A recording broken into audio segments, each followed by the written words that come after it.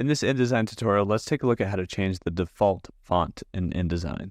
What I mean is when you open a new file and you create something and you put some text out here with T, the type tool, you can see that like the default font here is Myriad Pro. I'm on a Mac. On Windows, it might be something different.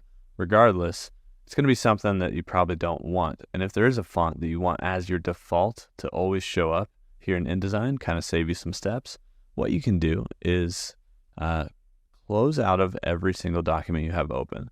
But yes, open InDesign and have it on this window. Once you're here, you can change default settings. So we go up to Type, down to Font, and we can pick our default font just by selecting it from here. So maybe I want my default font to be Enter at Regular. And so we select that. Then when I open up new files here in InDesign, any new text box I create, the default font will indeed be Enter Regular.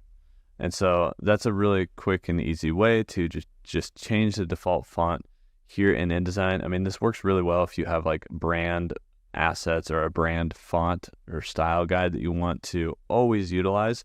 Every new text box you create doesn't have to be Myriad Pro or whatever the default font is. It could be whatever you set it to be on your computer. So just make sure you have all your documents closed out, and that's where you can change the default font here in InDesign.